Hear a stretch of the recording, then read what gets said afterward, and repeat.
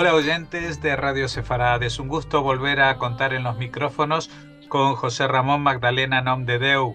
¿Qué tal, José Ramón? Pues aquí saliendo de un resfriado, pero bien, Bueno, aguantando estamos los en fríos invierno estos. y es lo que Sí, corresponde a pero veces, fríos, ¿no? fríos, sí, sí, Bueno, es sabemos que verdad. el lunes 30 de enero vas a dar una charla en Valencia, que es tu tierra original, aunque tú eres profesor en la Universidad de Barcelona. No, Eh, fui profesor, ya estoy jubilado. Jubilado, jubilado, bueno, pero el que fue Sí, retuvo. Eh, sí, y va a ser sobre viajeros judíos en el Mediterráneo y Tierra Santa. Así y se Tierra titula Santa, la ese. charla que ha organizado la Amistad Judío-Cristiana de Valencia. Y es un tema que, en principio, hay un nombre que enseguida nos viene a la cabeza, el de Benjamín de Tudela, del cual hemos hablado mucho, pero no ha sido el único judío que se ha paseado por esa zona, ¿no? Y de eso nos vas a hablar un poquito. No, claro que no. Benjamín es el personaje recurrente al que todo el mundo hace referencia cuando se habla de viajes y viajeros antiguos medievales por el Mediterráneo, por Oriente, por Tierra Santa. Benjamín de Tudela tuvo éxito en el mundo judío desde el momento en que se refundió y se reescribió sus notas de viaje y los manuscritos corrieron por todas las comunidades europeas, tanto, tanto del mundo askenazí como las comunidades orientales. Hay incluso manuscritos de letra, escritos sin todavía imprenta, de letra yemení del siglo XIX, cuidado, ¿eh? Es decir, que era una especie de texto bestseller o muy, muy apreciado. Seguramente aquello se tenía en las buenas bibliotecas, había un ejemplar y en alguna ocasión se reunían los judíos para uno leer y los otros escuchar las aventuras de aquel judío navarro que saliendo de su Tudela natal bajó por el río Ebro hasta Tortosa, Tarragona, Barcelona, Gerona, el sur de Francia, Perpiñán, Marsella, toda Italia, llega por el Imperio Bizantino, llega a Constantinopla y después llega a Tierra Santa, que en aquel momento está en poder de los caballeros cristianos del Reino Latino de Jerusalén, visita los santos lugares, Jerusalén, etcétera, y después continúa hacia el norte, hacia Damasco, Alepo, y por el valle del río Éufrates llega a Bagdad. Todos creemos que Bagdad es el- su objetivo principal, llegar a la capital califal. Allí él nos da una gran descripción de cómo es la ciudad, cómo son las academias judías, eh, cómo es el califa, cómo es el exilarca, en fin, que es un venero muy, muy rico de información de todo tipo. También hay muchas historietas añadidas, así a base de morcillas literarias que no son de su pluma. Hay también relatos fantásticos y cosas inventadas y cosas oídas, sobre todo en la última de las ciudades que yo creo que él personalmente estuvo, que fue Basora, una ciudad marítima del Golfo Pérsico Arábigo. Después, el relato o el texto de este Benjamín tiene historietas un poco fantasiosas de Arabia. Habla de unos judíos que están en Arabia que no tienen disciplina ni están obligados a pagar tributo a nadie.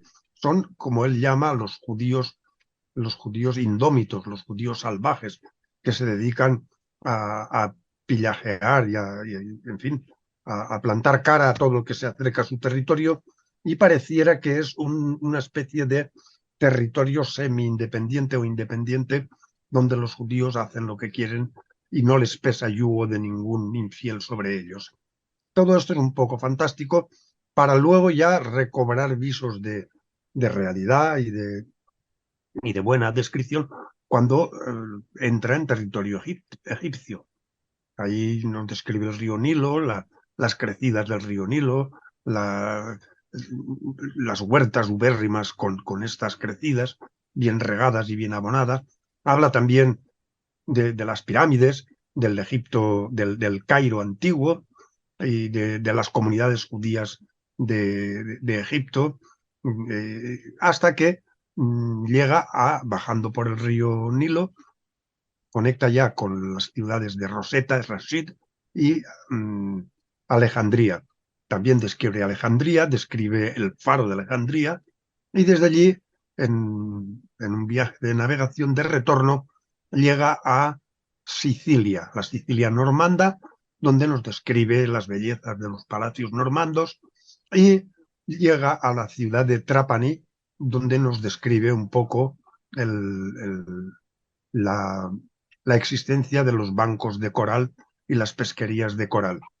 Una actividad, sí, una actividad, esta la del coral, que estaba muy en manos de judíos, judíos catalanes, judíos de marselleses, y que no se deja en el tintero, da cuenta de la existencia del coral. A partir, sí, No, dime. una pregunta para situarnos. ¿En qué años se produce Sí, este viaje? esto es en la segunda mitad del siglo XII, 1160, 1165, 1170. Parece ser que Benjamín fallece en 1173, porque de este hombre no se tiene ninguna información más que eso, que era de Tudela y era hijo de Rabí Yonah. Era rabino él también, escribe bastante bien en hebreo, tiene una cierta agilidad narrativa en hebreo y se le nota que es un hombre culto y tiene esa idea, esa aventura de viajar de un sitio a otro, atraviesa territorios cristianos católicos, cristianos ortodoxos, después territorios islámicos, en fin, que es un viaje conflictivo con muchos problemas y muchos peligros que él no oculta. A veces nos habla de los balacos. Los balacos son unas gentes por allá, por Valaquia, por Rumanía, que atacan a los viajeros, dice, pero a los judíos los saquean, pero no nos matan. Es decir, a los judíos nos tratan nuestros hermanos, pero te sacan el dinero. Al resto sí, a los degüellan y los asesinan. Habla también, por ejemplo, de los asesinos del viejo de las montañas en el Líbano, estos hashishin que van drogados y van asesinando por donde pueden, según las órdenes que les da el fanático dirigente, el viejo del Monte Alamut. En fin, que tiene gran cantidad de anotaciones, explica las diferencias que hay, por ejemplo, entre los samaritanos de Nablus y los israelitas, y los distingue por su manera de pronunciar el hebreo. Dice, ellos no pronuncian las guturales y por lo tanto cuando los oyes leer la Torá que ellos tienen, te das cuenta en ese detalle que no son hijos de Israel, que no son israelitas, son samaritanos. En fin, que es un personaje muy curioso, muy culto y que toma nota de todo lo que ve y de todo lo que le cuentan. Pues este Benjamín, claro, podemos estar horas y horas hablando de él y ordeñando datos y cosas curiosísimas. Pero la charla que voy a dar también tengo que dar cuenta de otros muchos viajeros Y menos interesantísimos. conocidos. Sí, sí, muy conocidos, conocidos dentro de lo que es el mundo hebraico-judaico y también ya en la erudición occidental no judaica, porque son textos que se han ido rescatando, se han ido editando y después traduciendo a otras lenguas occidentales. El caso del texto de Benjamín, ya digo que corrió desde el siglo XII al siglo XVI en círculos judaicos, hebraicos. En el siglo XVI se imprime el primer impreso, el libro impreso a imprenta en Constantinopla. Y a partir de ahí cae en manos de un católico, un clérigo católico español hebraísta muy bueno, que era Benito Arias Montano, y este se da cuenta enseguida de lo importante que es este texto y se entretiene en una traducción al latín. Claro, es una traducción con errores y con incoherencias y con dificultades, porque también la edición está hecha en base a unos manuscritos corruptos y se van añadiendo en cadena toda una serie de desaguisados textuales, pero ahí queda esta traducción a latín, y a partir de esta traducción latina, la erudición cristiana, por decirlo no judaica, empieza a tener conocimiento de Benjamín. A partir de ahí se traduce al flamenco, se traduce al toscano, al francés, en fin, y empiezan a correr ya las traducciones a lenguas europeas, a lenguas de cultura cristiano-europea. Y no es hasta el siglo XX, ojo, hasta 1919 que un hebraísta romanista catalán, Agustí González Llobera, lo traduce al castellano, hace una edición más crítica y más limpia del texto hebreo y da una traducción castellana interesante. Hace 40 años, un amigo mío de Barcelona, editor, el editor del que era entonces editor de Nueva Sefarat Río Piedras, Rafael Vázquez, gran amigo mío, me envenenó con el Benjamín. Y venga, hombre, traduzca. Pero chicos, ya está traducido ya está hecho por González Llobera. No, pero es que es un libro que no se encuentra, que eso ya está descatalogado, que venga. Y me pasé un verano metido en la historieta esta de Benjamín, conseguí una traducción apañada, una introducción interesante, y sí, se publicó y ha tenido cierto éxito. Ya digo, hace 40 años que Perdón, corre por ahí. Sí. ¿tu traducción se basaba en el original en hebreo o en otras traducciones? No, se basaba en la mejor edición que se encontró hasta entonces, que es la edición de Adler, de un rabino londinense de 1905, edición que no pudo manejar González Llobera. Él lo tradujo de otra versión de un tal Asher, un rabino centroeuropeo, y, en fin, que es una buena traducción, pero el texto de Adler es muchísimo mejor, y a partir de ese texto, y apoyándome, evidentemente también, las cosas hay que decirlas como son, apoyándome en la traducción de Adler y siguiendo la pista de la traducción de González Llobera, yo pude montar el artesonado y toda la estructura de mi traducción con notas, etcétera. Es decir, que algo se mejora, algo se corrige, y en algo también me puedo haber equivocado, por supuesto.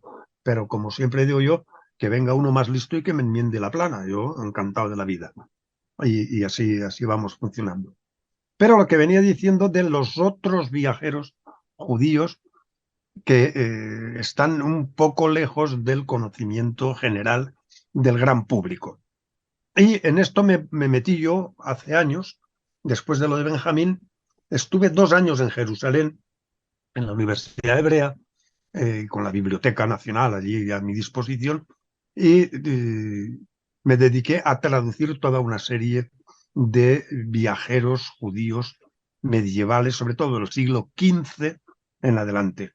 Entre ellos, pues nada menos que Mesulam da Volterra. Mesulam da Volterra era un rico judío de Volterra, cerca de la Toscana, de una familia de banqueros y de joyeros, de gente muy potente, eran amigos de los Medici, con eso está dicho todo. Y viajaba periódicamente a Oriente,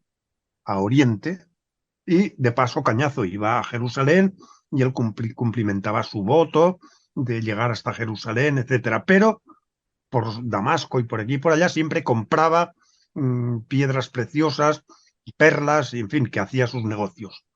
En cierta ocasión, da una relación de su viaje por el Mediterráneo tremenda, porque su manuscrito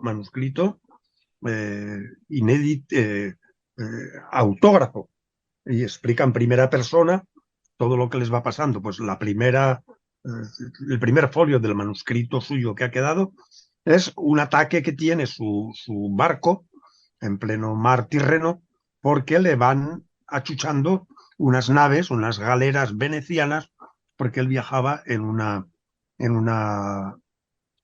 embarcación de Génova, genovesa.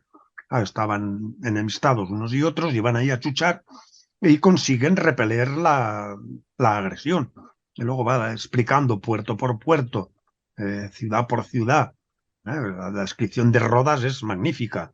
Y, en fin, todas las islas que va tocando por el Mediterráneo hasta que llega luego a Jerusalén y explica todo lo que, en fin, que es un gran descriptor de lo que es un viaje por el mar. De este también podríamos estar hablando horas y horas. Otro personaje también italiano magnífico, movido para instalarse en Tierra Santa, es Rabbi Ovadia de Bartinoro, o de Bertinura, como dicen algunos. Estos son de la segunda mitad del siglo XV. Rabbi Ovadia es un gran conocido por ser comentador de la Mishnah, nada menos, y llega un momento de su vida que decide instalarse en Jerusalén. Y también nos explica toda la movida que tiene para viajar desde Italia hasta Tierra Santa. Cuando llega a Sicilia, en, en Palermo, los judíos palermitanos le tienden como una especie de trampa, lo seducen para que se quede a predicar y a enseñar y tal. Y él explica con todo lujo de detalles cómo es la vida de los judíos palermitanos, en fin. Y también tiene gran interés todo lo que nos describe, tanto lo que ve por el camino como luego cuando está en su Jerusalén.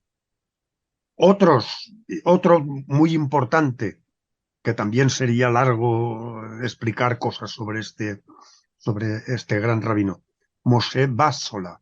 Moshe Bassola, va a Tierra Santa y regresa de Tierra Santa, pero también cuenta sus penurias y dificultades porque en un pasaje interesantísimo y muy emotivo, el pobre hombre va sobre un camello de camino hacia Safed, por la Alta Galilea, y tropieza eh, contra una rama de un árbol y se cae al suelo. Se cae al suelo y dice, y Dios hizo varios milagros, que los camellos no me pisoteasen y me matasen, que no se me rompiese la espina dorsal y el esternón, y que, dice, dos judíos que venían con nosotros tuvieron miedo y huyeron, se fueron y me dejaron en manos de los ismaelitas, de los que llevaban la caravana. Dice, pero estos con toda misericordia me pusieron sobre el camello y me llevaron hasta Safed, y allí en Safed ya me dejaron donde me acogieron mis hermanos, los judíos. Dice, una viuda, askenazí, fue la que me vio llorando en la calle, y en fin, que cuenta los verdaderos problemas y peligros que puede tener un viajero por estos territorios hostiles, inhóspitos y muy cambiantes, porque claro, en estas épocas medievales no había pasaportes, el pasaporte de cada uno era su religión, esa era su identidad. Y un cristiano, pues bueno, si es católico, puede moverse más o menos bien por territorios de jurisdicción cristiana católica.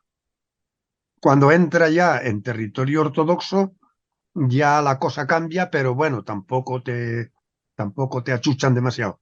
Un musulmán, tres cuartos de lo mismo. Si lleva sus correspondientes laissez-passer y documentos del sultán que lo protege, pues por territorio cristiano puede viajar más o menos tranquilo. Lo mismo un cristiano por territorio musulmán, pero un judío está a la arbitrariedad de lo que quieran las autoridades que en ese momento lo protegen y lo extorsionan. Porque esta es otra de las cosas que cuentan muchas veces estos viajeros.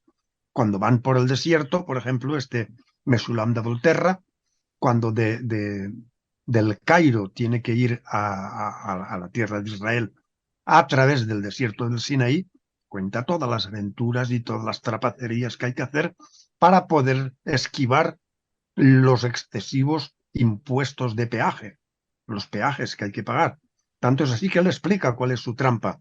Él soborna al jefe de la caravana y una vez sobornado el jefe de la caravana, le dice, tú haz lo que hago yo y no hables ni una palabra. Que si alguien te pregunta, yo diré que eres turco y que no entiendes a los árabes.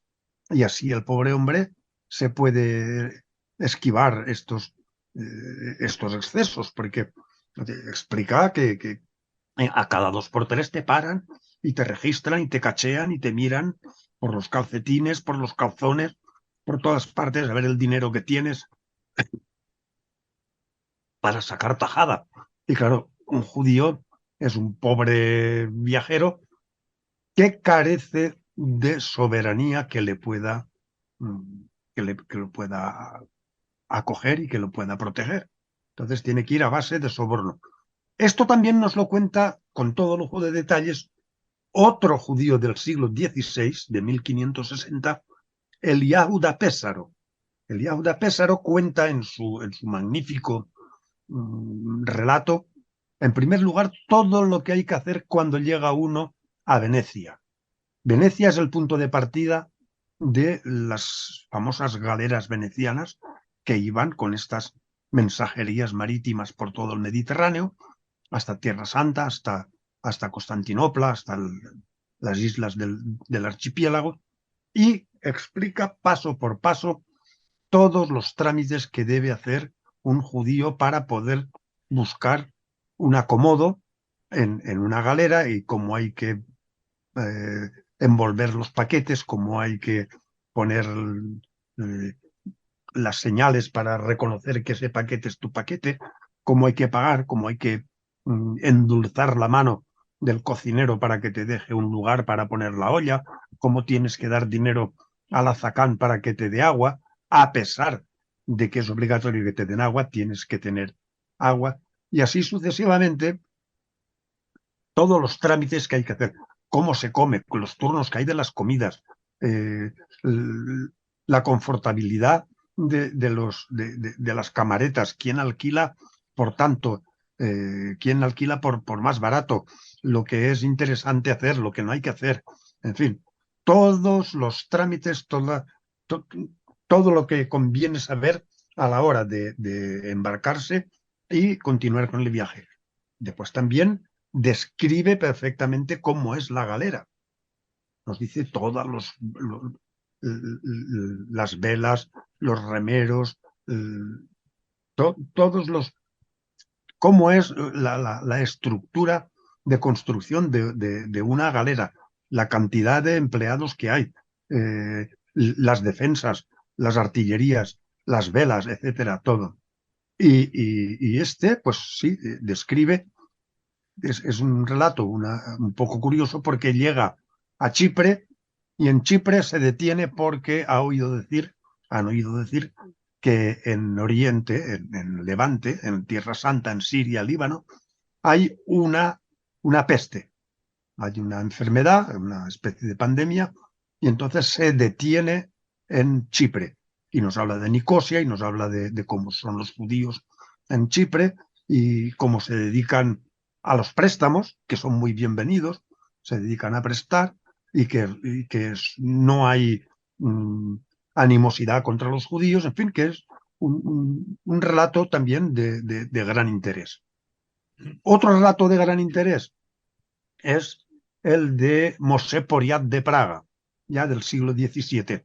Este explica a los judíos que quieren emigrar entre Europa, askenazíes, que quieren emigrar a Tierra Santa, los caminos, él siempre dice, contaré los caminos que hay para llegar a la tierra de los patriarcas con la ayuda de Dios. Y entonces explica el camino que hay a través del río Danubio hasta la desembocadura del Danubio, pasando por todas las grandes ciudades, las caravanas que hay que tomar, a quién se tiene uno que dirigir, hay que obtener el pasaporte del emperador, etcétera. También explica el, el, los precios de los camarotes de los barcos que salen desde Trieste por el Adriático o los que salen desde Odessa en Ucrania, Rusia. Y también explica el cambio de monedas, de los francos de oro, de los rublos de plata, etcétera, etcétera. Explica también, con sumo detalle, qué cosas conviene llevar, qué cosas conviene no llevar, que son más baratas en Jerusalén, qué libros conviene llevar consigo, Sidurim, para las oraciones, etcétera. Y después toda una serie de, de cómo tratar a las personas y cómo comportarse ante los turcos. Dice, porque ni se te ocurra llevar nada con el color verde, porque el color verde es privativo y exclusivo de los musulmanes.